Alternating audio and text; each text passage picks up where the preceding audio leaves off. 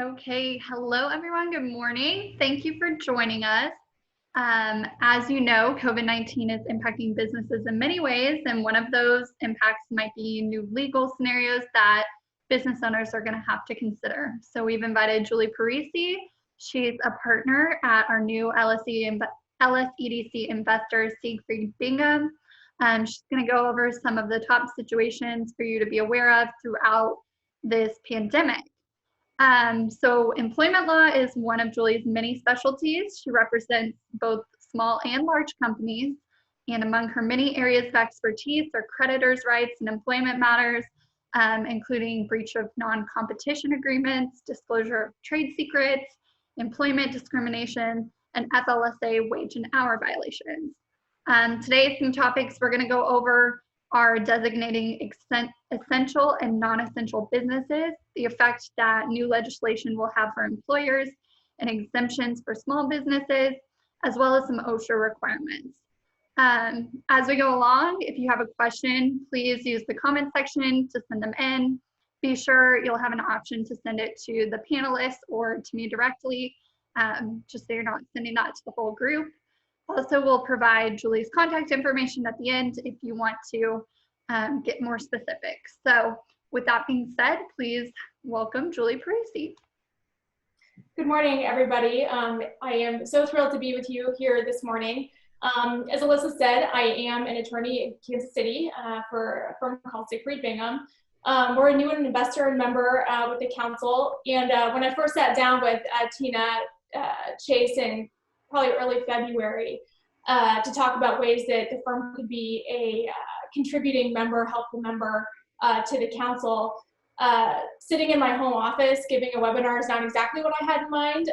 So I was frantically this morning trying to remove all semblance of my 1-year-old and 4-year-old behind me, but if you see anything that I didn't catch, I apologize. But I guess all by way of saying I'm in this with you. I'm working from home, doing my best, and we'll get through this together. As Alyssa said, I do a lot of employment work, but really the reason for that is because I represent businesses and advise them on a whole host of things, from contracts to employment matters. So while today is about tackling employment issues, as additional issues come up that may affect your business, I'd be happy to try to answer those questions as well. I think the idea is that we're going to be answering questions as we go. I think that's probably the best way to keep a dialogue going, even though we're kind of in a little bit of an awkward webinar situation as opposed to a face-to-face type seminar. So just to kind of give you a background of how I've been spending my time tackling these types of issues that have come up with COVID-19, my approach has been and continues to be just to gather as much information as I possibly can, read the text of the laws, the additional guidance that comes down, the FFCRA, the CARES Act, subsequent agency guidance, read interviews and press releases with all of the local officials, state officials.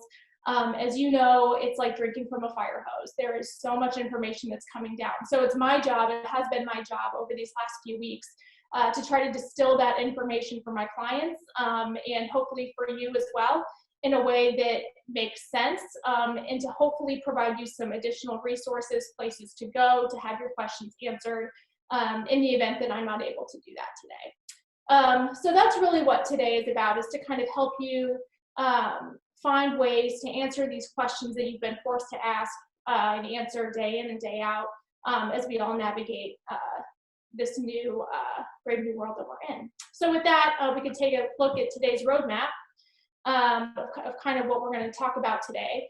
The first thing we're going to talk about is essential versus non-essential businesses, and ways that if you are deemed a non-essential business, you can still apply for a waiver. There's ways to do that, so we can talk about that today.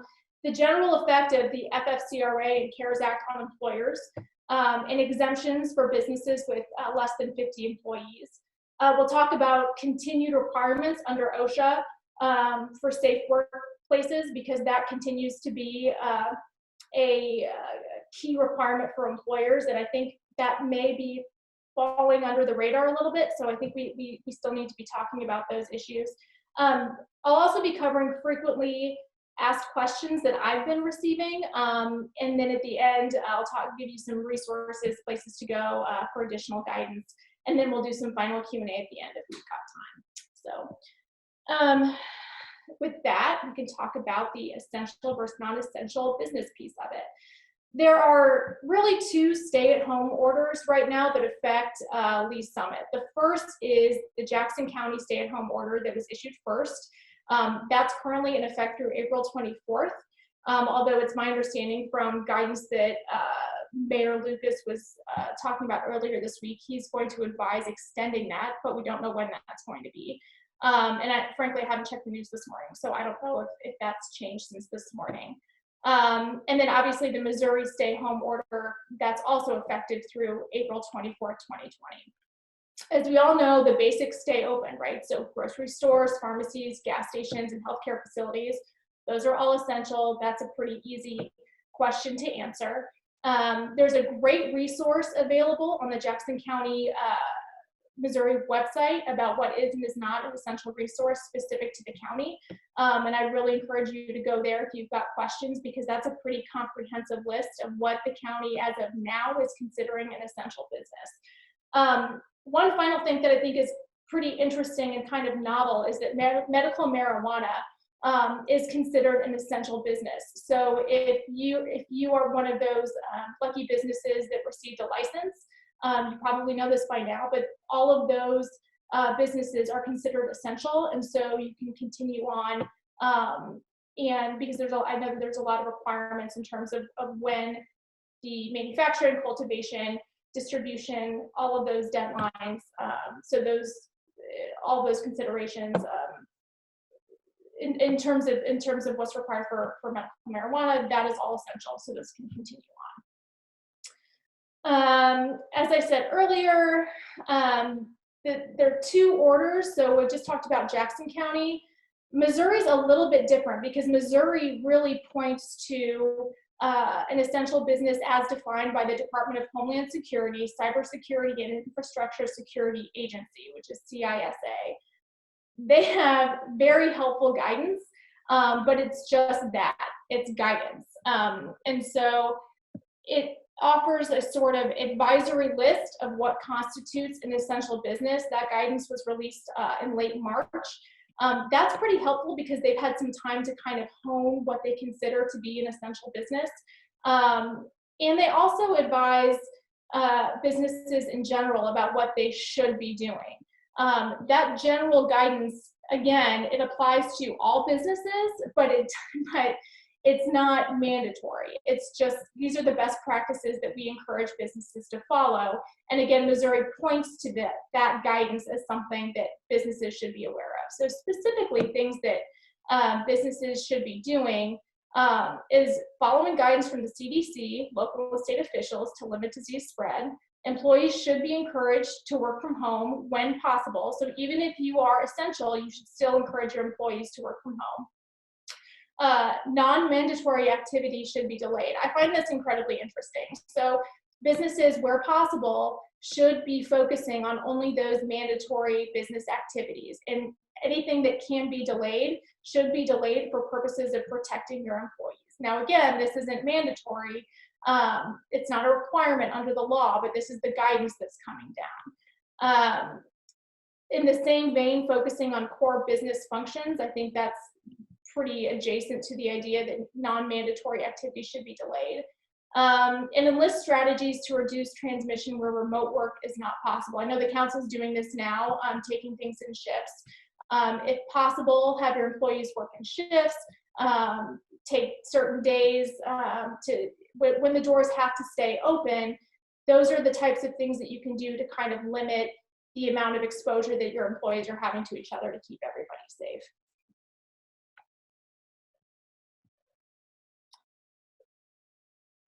So pretty much covered everything on the under the CSA. The Missouri Stay Home Order has some specific retail guidance that I think is important for employers to be aware of. Retail locations with 10,000 square feet or less must maintain 25% or less authorized occupancy, and retail locations with more than 10,000 square feet must maintain 10% or less authorized occupancy. And the occupancy authorizations are governed by lease limit ordinance, which in turn is governed by the International Building Code. So you would need to look to those specific provisions to figure out what your authorized occupancy is, and then ensure that you're meeting that 25% or 10% threshold. And that is applicable to businesses that are essential. And even businesses that are deemed essential still need to comply with social distancing requirements. So 6 feet apart where possible, no more than 10 employees in customers, no more than 10 individuals in a certain workspace.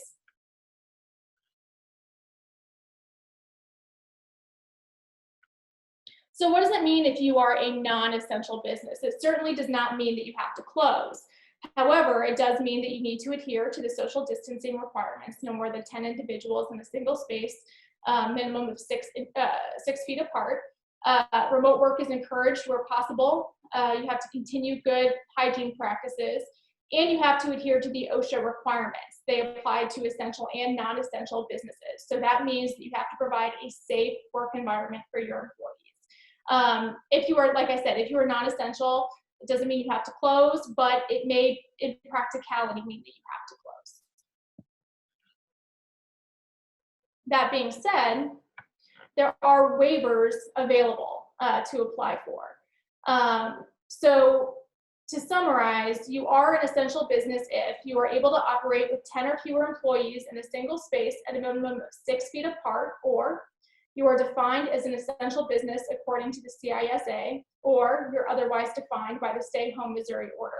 I would expand that to say the Jackson County order, although those largely overlap. If you don't meet any of those criteria, you can still apply for a waiver with the Missouri Department of Economic Development.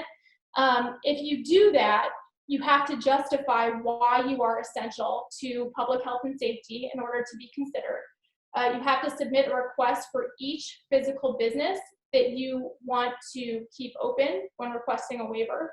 And you have to have authority to request it. So it can't be an employee making the decision unilaterally that they want to continue to work. It has to be someone with authority requesting that waiver. The last thing that I'll mention, though, is if you do request a waiver, that waiver becomes public record and is subject to sunshine laws. And I know that there's going to be a pretty big post-mortem about all of this when it's over. I imagine journalists are really going to have a lot of questions about why certain businesses were deemed essential and others not, and who thought that they should be deemed essential. And so I would just be cautious of what you include if you do in fact decide to request a waiver, if you've not done that already. So that's kind of all I have for essential versus non-essential businesses. If there aren't any questions on that, I can pivot over to the Families First Coronavirus Response Act. So far, no questions. I do realize I said the comment section, but I meant the chat section. So if there's any confusion on where to put it, put your question in that chat area is where to go. Okay. So as everyone knows, there have been sort of a flood of legislation that has come down to address COVID-19 issues. Everything from, as we know, the small business loans to expanding sick leave, medical leave. The first thing I'm going to talk about today is the Families First Coronavirus Response Act. And that act is really two different programs. It is Emergency Paid Sick Leave, which is the program that provides the 2 weeks paid sick leave for COVID-19 related illnesses. And the second act is the Emergency Family and Medical Leave Expansion Act. That is the act that provides an additional 12 weeks of FMLA, 10 weeks of which are paid. And really what that act does is amend the current FMLA law. So there's two separate pieces to this law, which I know has caused a lot of confusion. And hopefully I can answer any questions that may have come up for you about that. It applies to employers with fewer than 500 employees. Anyone with more than that continues to operate business as usual. Specifically for the Emergency Paid Sick Leave Act. Again, that provides 2 weeks paid sick leave at full pay when under one of three scenarios. Number one, the employee is subject to a federal, state, or local quarantine or isolation order related to COVID-19. Number two is experiencing COVID-19 symptoms and seeking medical diagnosis. It's not enough that you just think that you have COVID-19 and decide to stay home. The employee needs to be working to figure out if they do in fact have COVID-19. Or three, has been advised by a healthcare provider to self-quarantine amid concerns related to COVID-19. So under those three scenarios, if an employee meets that, they would be entitled to 2 weeks additional paid sick leave. And that's at full pay. Now, there also is a possibility that an employee could receive partial pay when they're unable to work because of a need to care for somebody who meets any of the three criteria above, or because the employee needs to care for a son or daughter whose school or place of care is closed. And that's going to be hugely important, especially now that I think Missouri just announced all schools are going to be closed for the rest of the year. So I would anticipate, if you haven't already, you're going to be receiving a lot of questions about those 2 weeks paid sick leave. Number two, you could receive an employee could receive partial pay if that employee's child care provider is unable, due to COVID-19 related reasons, to provide care, or because the employee is experiencing a substantially similar condition. So that's a pretty broad interpretation, a pretty broad third prong. And I believe what that means really is if an employer or employee is unable to work because an individual he or she is caring for has a COVID-19 related condition, and the employee is unable to work because of that condition, they may be eligible for partial pay. But that's going to be a case-by-case inquiry on that third prong. This paid sick leave applies to an employee regardless of how long that employee has been working for the employer. Employers may exclude employees from this program who are healthcare providers or emergency responders. The idea behind this being that healthcare workers, emergency responders are vital to responding to COVID-19. And so if everyone called in sick and took 2 weeks paid sick leave, our healthcare system would be significantly adversely affected by that. Full-time covered employees are entitled to up to 80 hours of paid sick leave. We talked about that. And part-time employees are entitled to the number of hours they work on average over a 2-week period. That's generally speaking, there's some exceptions to that rule. The partial part-time employees, that takes a little bit more digging to figure out what exactly they're entitled to. It's not as an easy question as full-time employees. Employees taking paid sick leave because they're subject to quarantine, isolation order, or have been advised to self-quarantine by a healthcare provider, or experiencing symptoms of COVID-19 and seeking medical diagnosis. All of those full-time employees are entitled to, in terms of rate of pay, either their full rate of pay or minimum wage, whichever is greater. So that's how you calculate how much to pay them. An employee who takes paid sick leave for any other qualifying reason is entitled to 2/3 pay, up to $200 a day, $2,000 in the aggregate. So now we're kind of getting in the weeds about what employees are entitled to receive. I'm not going to go too much more into detail on that because I know it's a case-by-case basis, but if you have individual questions about that, I would be happy to answer those. Importantly, an employer cannot require an employee to use other paid leave before using this new paid sick leave. The employee is entitled to use this full paid sick leave first before using any other sick leave. And employers who fail to provide sick leave are considered to have failed to pay minimum wages in violation of the FLSA and are subject to enforcement proceedings. So the penalty for not providing this, if an employer is otherwise covered by this law, it can be pretty significant. Failure to pay wages under the FLSA Generally, the damages available to the employee are the full amount that they should have been paid ×2. And so employers should really take this seriously in terms of figuring out what exactly an employee is owed, assuming that they don't meet an exemption. And we'll talk about the exemption here in a minute.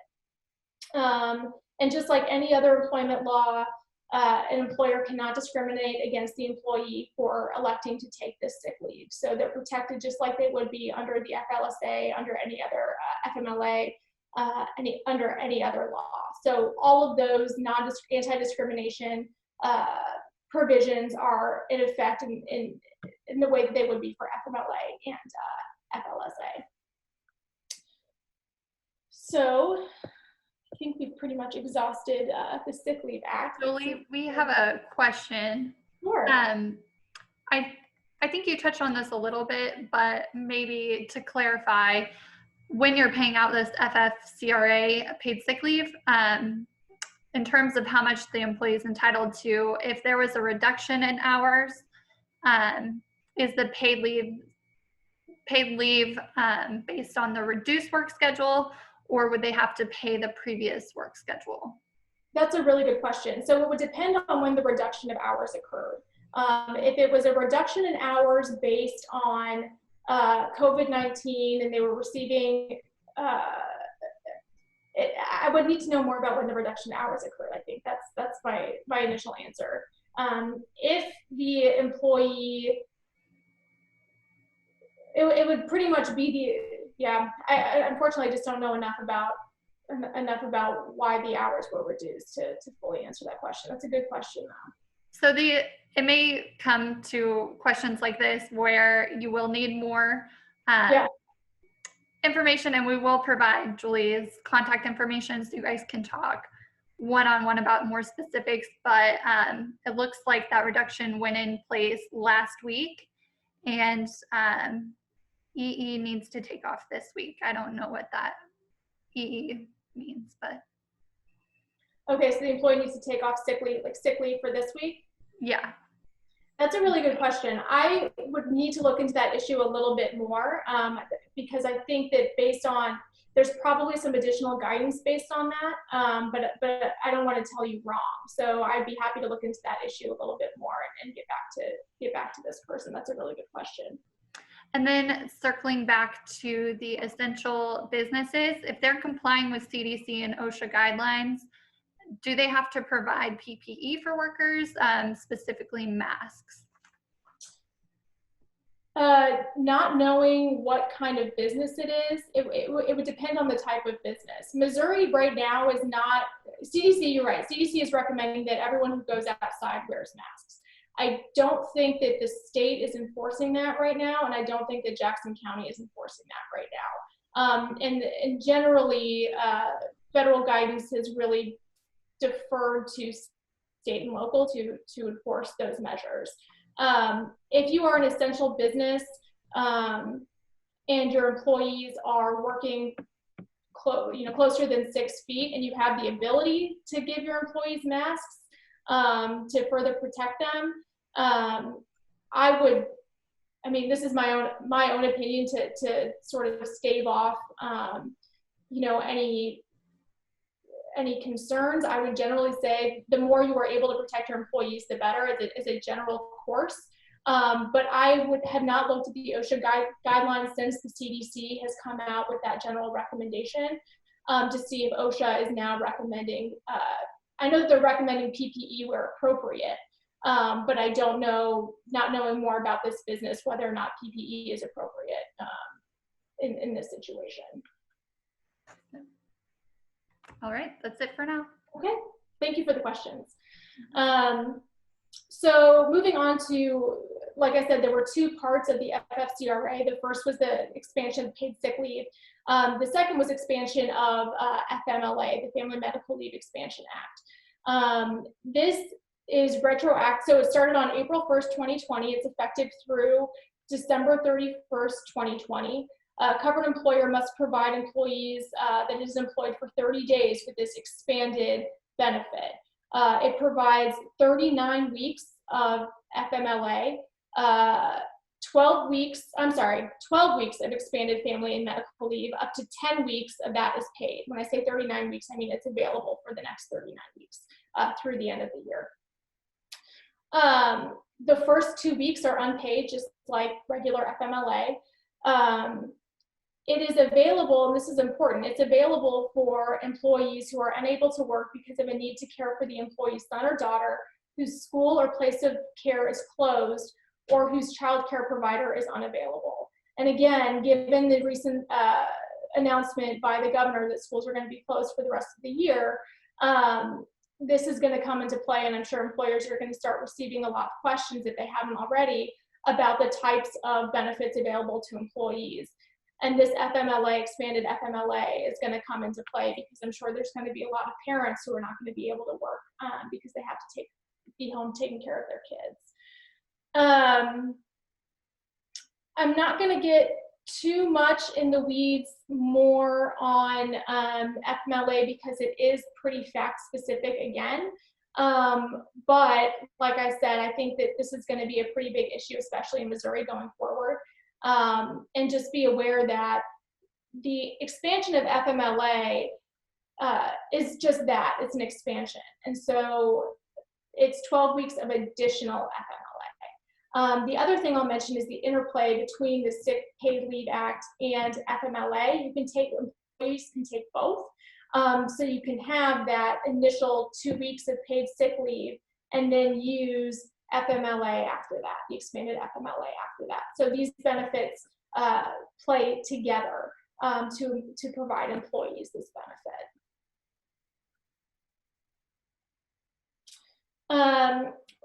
So the guidance from the Department of Labor that has come down since the law has passed has subsequently provided that the Emergency Paid Sick Leave Act, and that's the 2 weeks paid sick leave, requires employers to provide benefits to employees who are unable to work for 6 reasons having to do with COVID-19. So this is sort of an expanded list than what was initially provided in the law. And so an employee gets 2 weeks paid leave for the following reasons. Number 1, again, is subject to a federal, state, or local quarantine or isolation order related to COVID-19. Number 2, has been advised by a healthcare provider to self-quarantine. Number 3, is experiencing symptoms of COVID-19. Number 4, is caring for an individual who is subject to an order as described in number 1. Number 5, is caring for his or her son or daughter whose school or place of business is closed. Or number 6, is experiencing any other substantially similar conditions specified by the Secretary of Health and Human Services in consultation with the Department of Treasury and Secretary of Labor. So that kind of gives, that catch-all suggests that there might be some additional guidance that will come down that gives an employee a right to take that additional sick leave. So that's just something to be aware of for the future. Now, kind of the question that I know is on a lot of employers' minds is this exemption that's available under the FFCRA. The small business exemption applies to businesses with 50 or fewer employees. And how you count your employees to determine whether or not you have 50 or fewer is kind of a big question, right? You want to know whether or not you're eligible for the exemption. So when you count your employees, you would include your part-time and full-time employees, employees on leave, temporary employees who are jointly employed by you and another employer, as well as day laborers, so folks that just come in for the day and leave. Those are all part of your 50 employee count. If you have fewer than 50 employees, then you may want to consider this exemption. It allows small employers to be exempt from the requirement to provide paid leave due to school, place of care, or child care closings or unavailability if the leave payments, and this is the important part, would jeopardize the viability of their business as a going concern. And this is further defined in subsequent guidance put out by the Department of Labor. But as you probably know, offering these types of programs can be burdensome on employees because you don't get reimbursed until you receive a tax credit. It's not like PPP, it's not like the stimulus money that came down. It's not like the unemployment benefit that the government is paying $600 a week. That's all federally funded. These programs are specifically paid for by businesses on the front end with the tax credit coming back. And so I know that's going to be burdensome for a lot of employers. And so if you find yourself in a situation where one of these three criteria I'm going to talk about apply to you, you may consider applying for an exemption.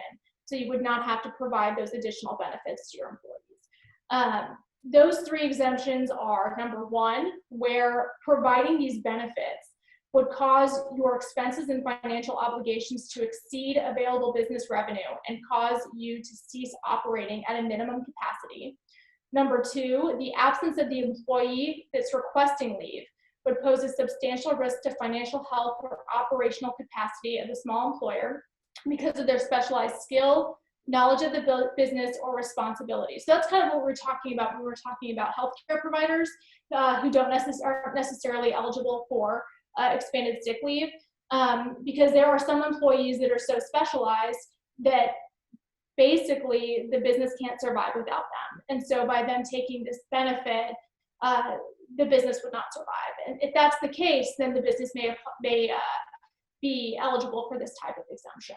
The third is that the small employer cannot find enough workers who are able, willing, and qualified and who will be available at the time and place needed to perform the labor or services the employee or employees requesting leave provide.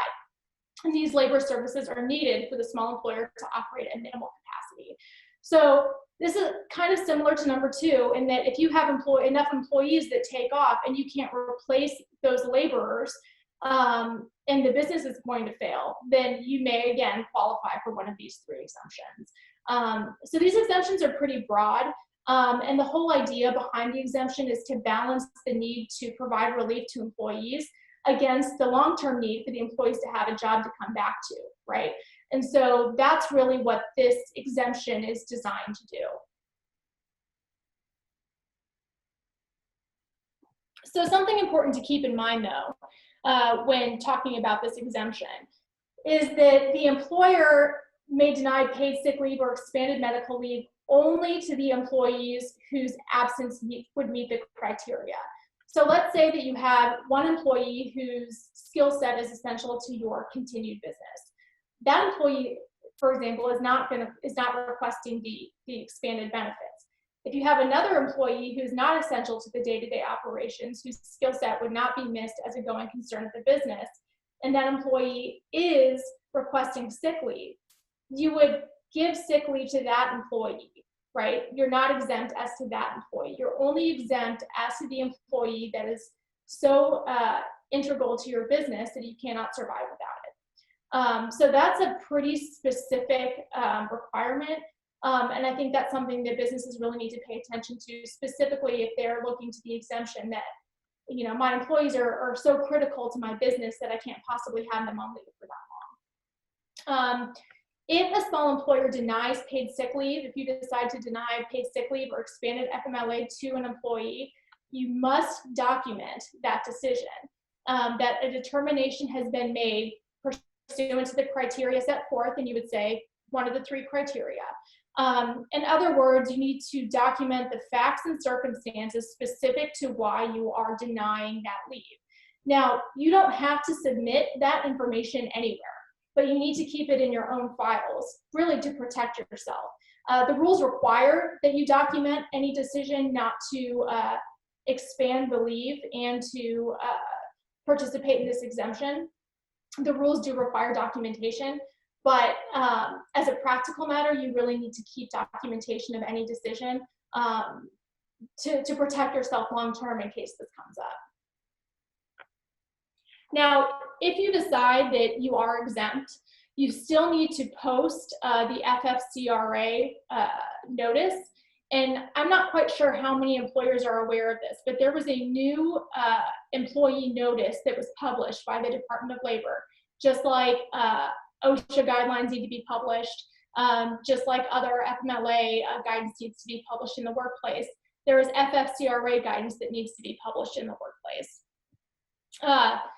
These are available on the Department of Labor website. If you haven't already, go ahead and post them as soon as practicable. One last word on the FFCRA is that the Sick Leave Act does not require reimbursement by an employer to an employee for unpaid sick leave. So this is kind of an offshoot, but I wanted to add this into the presentation because I thought it was interesting.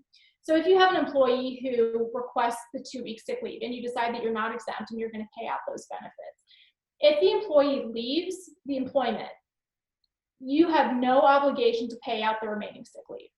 So I think that's an important distinction to make, because a lot of times when employees leave, they have accrued sick leave, accrued vacation that they're entitled to pay out. That's not the case for the expanded sick leave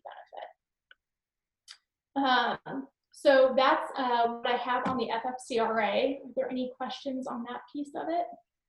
Yes, we do have a question. A couple slides back, you had the 6 criteria out for the reasons why you would have to pay out. Number 1 was if they were going to be ordered to be quarantined. Does that apply to any county, city, state stay-at-home order? So that would make everyone eligible for that?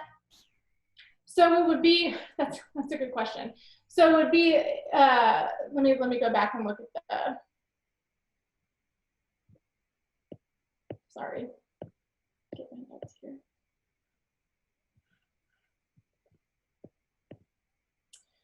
Subject to a state, federal, local quarantine or isolation order.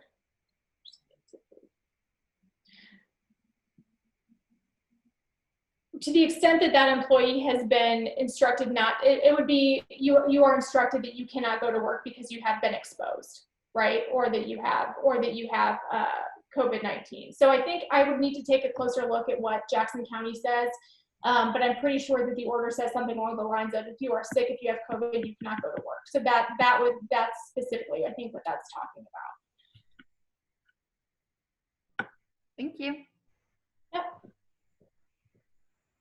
Okay, we're ready to move on to unemployment insurance benefits. One other question. Do they have to apply for the exemption? No, that's what we were talking about, documentation.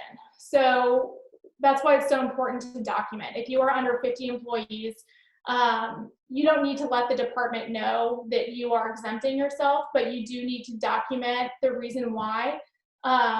And I don't know, there hasn't been any real subsequent guidance about sort of any enforcement mechanism other than, I believe if you're not exempt, if you're not truly exempt, then you would be subject to the sort of FLSA penalties, which would be the amount of wages that were owed plus, amount of wages owed plus, and really double that as part of liquidated damages. So I think you'd just be subject to the same penalties you would be if you were not in good faith a exempt business. But that's sort of down the line. We'll see how that enforcement mechanism comes to fruition. Okay. So the next thing I want to talk about are unemployment benefits that are available to employees in Missouri. As I'm sure you've heard, the CARES Act included SBA loans, payment protection program. It also expanded unemployment benefits. So the unemployment benefits piece is pretty interesting because it protects 2 buckets of employees. Those employees that have exhausted all of their eligible employment benefits through the state, and those that still have the availability of employment benefits through the state. So the first piece of that is the Relief for Workers Affected by Coronavirus Act. And that's the Relief for Workers Affected by Coronavirus Act is the unemployment piece of it. Within that, there is number 1, the Pandemic Unemployment Assistance Act. What that does is provide 39 weeks of unemployment benefits and provides funding to state for the administration of the program. The PUA, which there's so many acronyms already, I can't keep them straight. So if you need me to clarify, I would be happy to do that. The PUA is the piece of it that provides benefits to individuals who are not eligible for regular unemployment compensation. The reason being that they've exhausted their right to benefits, they're self-employed, they're seeking part-time employment, they don't have sufficient work history, for whatever reason, they are not eligible for their state employment benefits. Those employees are entitled to $600 a week in unemployment. Now, this $600 a week is not eligible, is not payable under the PUA for employees who are teleworking. You would need to look at other options available for those employees, or employees who are receiving some kind of paid sick leave. In essence, it's only available for those employees who are truly unemployed and not otherwise receiving benefits. There's a formula to calculate the weekly benefit amount for those employees. And like I said earlier, this benefit, the $600 a week benefit, is 100% fully funded by the government. There is no sort of initial ask by employers to foot this bill, or states to foot this bill. Probably of more interest to our employers today is the Federal Pandemic Unemployment Compensation Program, or FPUC, another acronym. That gives employees $600 a week in federal unemployment benefits for employees who are currently eligible for state unemployment benefits. So the idea is that if you have an employee who is laid off or who has their hours reduced, and that employee receives at least $1 in Missouri unemployment insurance benefits, they are eligible to receive $600 a week in addition to whatever Missouri pays. So this is a pretty good benefit for any employees who have been adversely impacted by COVID-19 employment decisions. So really, to kind of give you a sense of how this plays out, if you have an employee who is laid off, unemployment insurance benefits in Missouri are capped at $320 a week for 20 weeks. So if an employee is receiving that $320 a week for 20 weeks, they're also entitled to receive $600 a week in addition to that $320. So this benefit would really go a long way for employees that are completely laid off. However, something to keep in mind, and this is really a question for employees, the $600 a week is income, just like any other taxable income. So it is subject to income taxes. Child support payments are deducted from PFUC, so this unemployment compensation benefit, in the same manner as any other benefit. So the $600 isn't necessarily straight up $600, right? It's taxable and is subject to the same deductions and penalties as any other unemployment benefit would be. Now, I want to spend some time on the Missouri unemployment insurance benefit program, because I think that there's some programs that may benefit your employees if you haven't considered them already. As I mentioned before, state unemployment benefits are continuing just as they always have. And so employees that would otherwise be eligible for unemployment benefits will still receive Missouri unemployment benefits in addition to any federal benefits they may qualify for.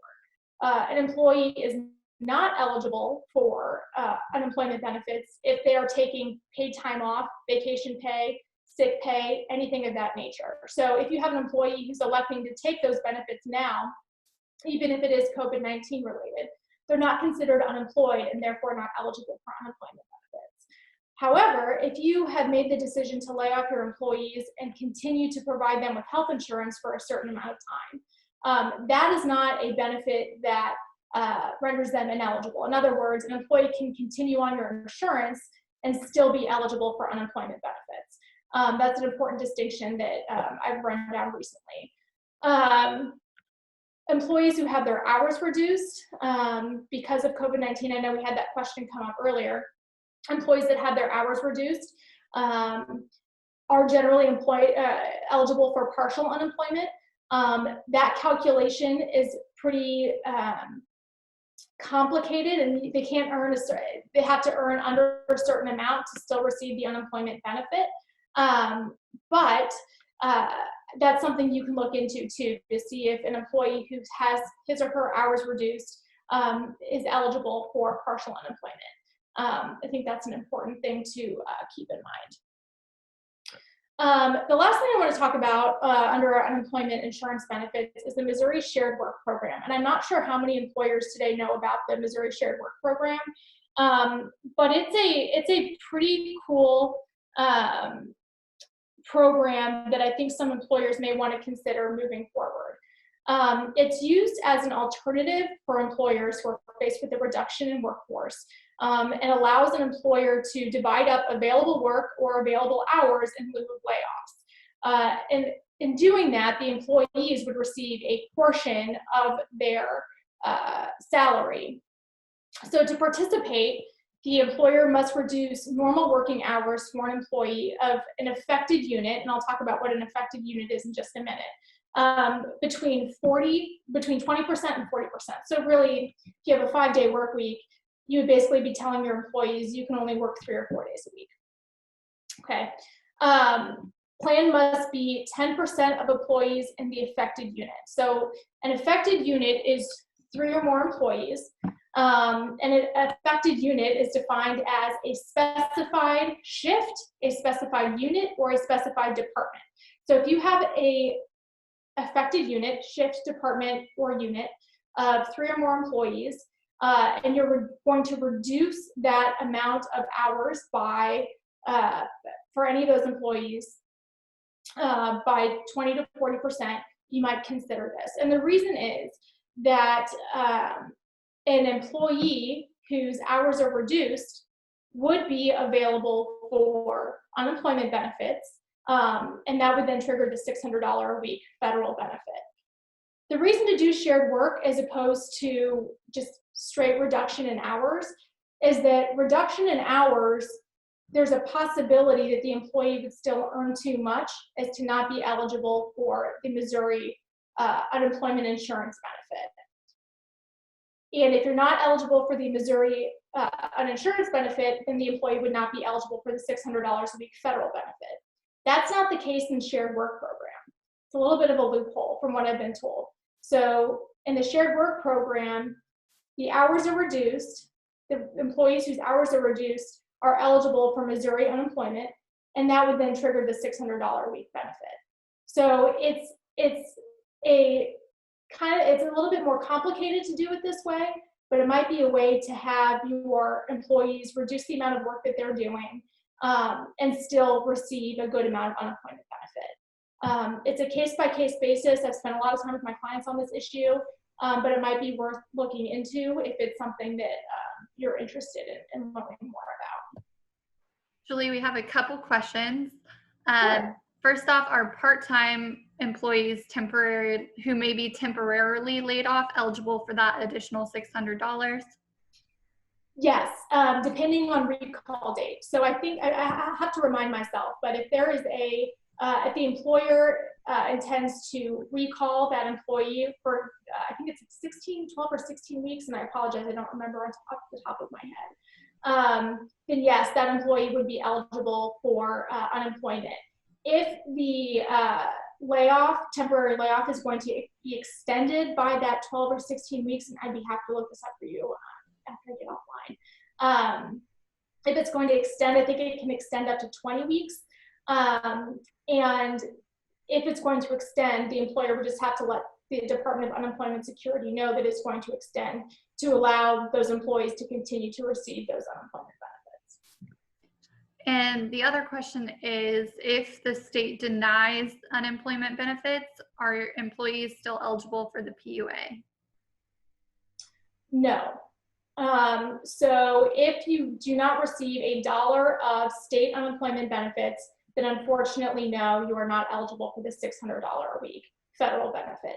However, there is an appeal mechanism under the state. And so I would encourage any employee who has been denied to use that appeals process.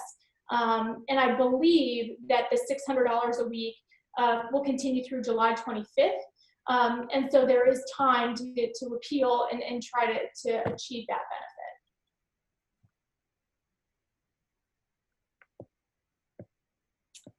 Okay, one last word on UI benefits. There was some guidance from the state that came out just a couple of days ago that those $600 a week payments are are starting to be deposited. They started going out earlier this week.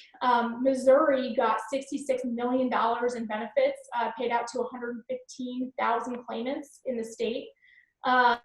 They expect that claimants will start seeing the funds, if they haven't already, in the next couple of days. At this point, it's just a matter of the banks holding onto the cash. So you should be getting it pretty soon. As I mentioned earlier, child support payments, existing overpayments, taxes, who have elected to have their taxes withheld, those are all going to be taken out of the $600. So expect that you may not be receiving the full $600, depending on case-by-case basis. And there is expected to be some additional guidance about the PUA program later this week. And again, the PUA program is for those folks that are not currently employed or not currently otherwise eligible to receive unemployment benefits because they have all been exhausted through the state. So there should be some more guidance on that program coming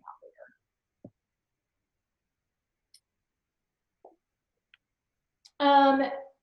It's my understanding that there has previously been a presentation on the Paycheck Protection Program under the CARES Act, so I'm not going to spend a lot of time on that. What I will say, though, is that there have been a few things that have sort of fallen under the radar under the CARES Act that I think are really important, especially for employers who are providing HSA and FSA benefits. And these are things that I actually, even though I've been studying this, these are things that have only come to light recently. The first, and I think that they're pretty beneficial for your employees, so I think it might be worth letting your employees know about these options. The first thing is that for employers that are offering HSA and FSA accounts, over-the-counter medications without a prescription are available for purchase with those pre-tax HSA and FSA dollars. That wasn't the case before. In addition, menstrual care products are also available to be used for HSA and FSA. That's going to affect about half of the population. So I think that's going to be a pretty big benefit to a lot of your employees.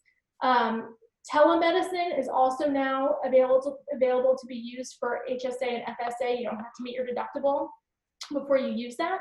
And so that's an additional boon, and I think that's going to be really helpful, especially for folks that are concerned they might have a COVID-related illness but don't want to go to the doctor.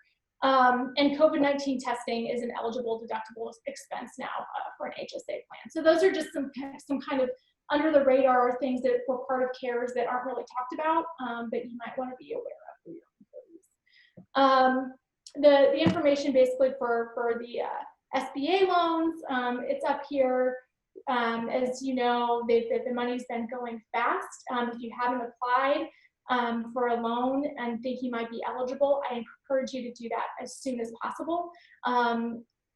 Earlier this week, it was my understanding that about $205 billion of the $350 billion had been claimed. That's probably even less available now. And so to the extent that you might be interested in applying for the loan, you might be eligible, I would encourage you to do that as soon as possible. The last, I know we're kind of running out of time, so I think that it's important for employers to be reminded of their obligations under OSHA. As I said earlier, pretty much every private employer is covered by OSHA, except for anyone that's self-employed, immediate family members of farm employers, or workplace hazards that are regulated by other federal agencies such as the Department of Energy, the Coast Guard, or Mine Safety and Health Administration. I would assume for your purposes that you are covered by OSHA and need to, if you haven't already, become familiar with their guidelines, especially as it pertains to COVID-19. OSHA has really encouraged everyone to put together an infectious disease response plan if you don't already have one, implement basic infection prevention measures, develop procedures for prompt identification of sick workers, develop and implement workplace flexibility where possible, like we talked about shifts and sort of offsetting employees, keeping them distanced where you can. And as we had that question earlier, following existing OSHA standards, including PPE standards, I would really encourage you to go to the OSHA website. There is a wealth of information there about specific to different industries, about the types of things that employers should and could be doing to protect their employees. Finally, on OSHA, just really quickly, COVID-19 could be a reportable illness if a worker is infected as a result of performing their work-related duties. But employers are only responsible for reporting cases if all of the following criteria are met. So if it's a confirmed case of COVID, which is kind of difficult right now, although as testing becomes more and more online, that's going to be an easier element to meet. The case is work-related, and that's defined by regulation, 29 CFR 1904.5. If you need help pulling that, I'd be happy to pull that for you. And the case involves one or more of the general reporting criteria. So medical treatment beyond first aid, days away from work. So those are the types of things that would make a COVID-19 case reportable under OSHA. So I've got some frequent answers to frequently asked questions, but if we have other questions, obviously I'd rather answer those. We do have one. If for an employer with over 500 employees, and they have an employee who's exhausted all paid time and is home with COVID-19, are there any additional programs to get that employee paid since they are employed? So these new laws do not apply to employers with over 500 employees, but and the employee is still employed, you're not laying the employee off? Yes, so the employee is still employed, but has exhausted their paid time and has COVID-19. No, unfortunately, unless the employer wants to take any additional steps, there's no federal program that would provide for additional benefit for that employee without knowing more about the situation. It doesn't sound like it. Mm-hmm. What about if they had any short-term disability? Do you know if that would? So you would look, yeah, that's a good point. So you would look at you would go back to what the employment manual says and when an employee can take short-term disability and make those considerations. So really you would just operate business as usual. What is available to the employee under the benefits available as usual, and you would make that determination that way. That's it for questions right now. If you guys have any more, put them in the Q&A in the chat. If you want to cover some of these FAQs, people a chance to write those in. So I already really talked about this question. How do you know if you have under 500 employees? How you make that count?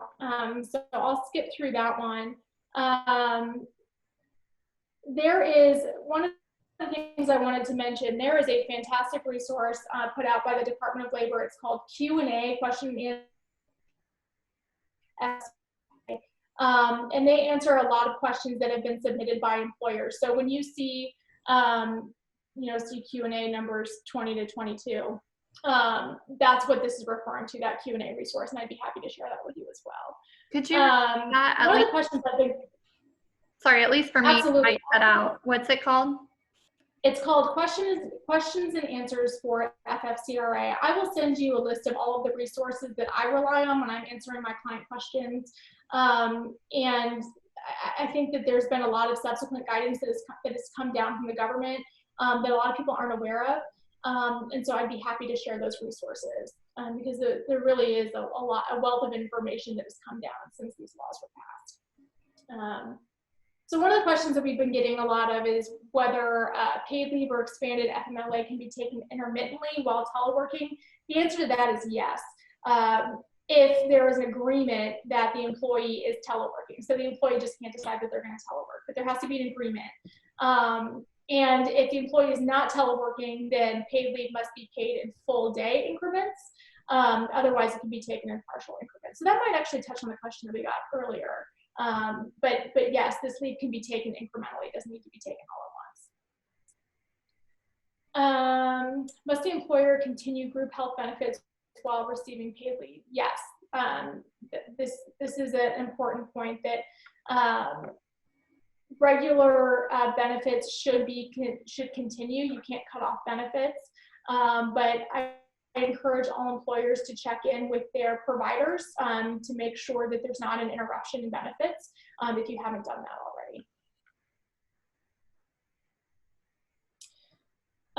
And this kind of goes to the question that we received earlier. If you have re-employment rights, if you're taking paid sick leave or expanded FMLA, yes, you would have re-employment rights. The same non-discrimination provisions apply, so you can't be discriminated against for taking leave. But you're not protected from layoffs that would have affected you regardless. So if you take leave and then you're laid off, that's not necessarily an adverse employment action that would trigger protections under the anti-discrimination laws. However, if you're fired for taking leave, then you would need to have a conversation I would recommend with a lawyer about the basis for your termination. So we're kind of at an hour. I'd be happy to answer any additional questions, but. I think that's it. If you want to check your chat, well, you're on shared screen, so maybe not actually. But yeah, I think that's all the questions that we have. We've recorded this and we're gonna post it afterwards, and we'll make sure that we send that out to you guys in an email. That will have Julie's contact information on it. If you have more specific questions that we couldn't address here, feel free to reach out to her that way. So, and thank you again, Julie, for making yourself available and your expertise available. Thank you all for logging on. And don't forget to check out our Business Resource Center, leesummit.org/COVID-19. And don't hesitate to reach out to our office. We are open on a rotating staff basis. So stay safe, everyone. Thanks for logging on, and thanks, Julie.